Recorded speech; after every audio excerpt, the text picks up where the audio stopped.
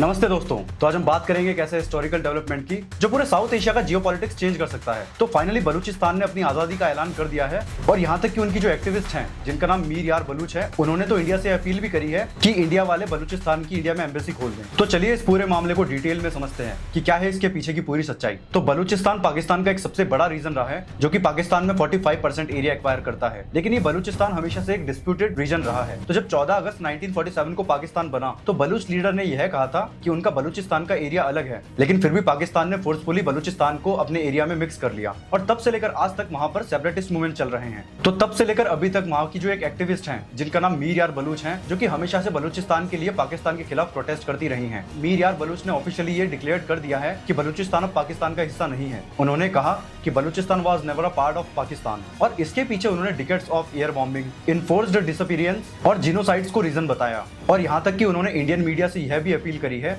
कि बलूच लोगों को पाकिस्तान ओन्स पीपल ना कहा जाए, क्योंकि अब से उनकी आइडेंटिटी पूरी अलग हो चुकी है। और यहाँ तक कि मीर यार बलूच ने इंडिया से रिक्वेस्ट भी करी है कि बलूचिस्तान को दिल्ली में एम्बेसी खोलने की इजाजत भी दी जाए। और इवन उन्होंने यूनाइटेड नेशन से भी अपील करी है कि बलूचिस्तान को एक इंडिपेंडेंट नेशन के रूप में रिकॉग्नाइज किया जाए और वहां पर पीस कीपिंग फोर्सेस भेज दी जाए। और यहाँ तक कि मीर यार बलूच ने यह भी कहा है कि बलूचिस्तान अपनी करेंसी, पासपोर्ट और लॉज बनाने के लिए तैयार है। तो इसी बीच बलूच लिबरेशन आर्मी ने ऑपरेशन हीरोफ 2.0 लॉन्च किया है, जिसमें उन्होंने 78 कोऑर्डिनेटेड अटैक्स किए हैं अक्रॉस 58 लोकेशंस इन बलूचिस्तान। और प्राइमरी उन्होंने टारगेट किया है पाकिस्तान की मिलिट्री एंड सिक्योरिटी पोजीशंस को। और इस ऑपरेशन के थ्रू वो पाकिस्तान को एक स्ट्रॉन्ग मैसेज देना चाहते हैं कि बलूच अपनी आजादी के लिए बहुत ज्यादा सीरियस है। तो अब सवाल यहाँ पर उठता है कि इस सिचुएशन में इंडियन गवर्नमेंट क्या करेगी, क्योंकि अभी तक उनकी कोई ऑफिशियल स्टेटमेंट इस बात पर नहीं आई है। लेकिन मीर यार बलूच की अपील और बलूचिस्तान की स्ट्रेटेजिक इंपॉर्टेंस को देखते हुए इंडिया के लिए ये एक डिप्लोमेटिक स्ट्रेटेजी हो सकती है। क्योंकि जैसा आपने देखा होगा, क्योंकि पिछले महीने जैसा आपने देखा होगा कि कैसे हमारे टूरिस्ट पहलगाम घूमने गए थे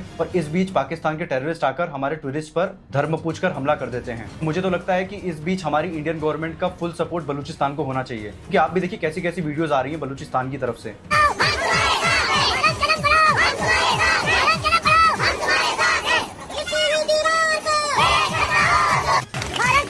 और दोस्तों आपने यह भी देखा होगा कि पहलगाम अटैक के रिप्लाई में हमने कैसे ऑपरेशन सिंदूर किया था, जिसमें हमने उनके 3 बड़े बड़े एयरफोर्स बेसिस डिस्ट्रॉय कर दिए थे और इवन 9 टेररिस्ट के ठिकाने भी डिस्ट्रॉय कर दिए थे। और फिर भी वो लोग खुद को जीता हुआ मान रहे हैं। ना तो उनका एयर डिफेंस सिस्टम सही तरीके से काम किया और ना ही उनकी मिलिट्री सही तरीके से काम करेगी। बाकी खैर छोड़िए उस बात को। दोस्तों ये था एक डिटेल्ड एनालाइज बलूचिस्तान के ऊपर, बलूचिस्तान की इंडिपेंडेंस डिक्लेरेशन का। और यह डेवलपमेंट सिर्फ पाकिस्तान के लिए ही नहीं बल्कि पूरे साउथ एशिया के लिए इंपॉर्टेंट रहेगी। आपका क्या कहना है इस बारे में कमेंट में जरूर बताएं। और अगर आप भी मीर यार बलूच को सपोर्ट करते हैं कमेंट में #मीर यार बलूच लिख के जरूर जाएं।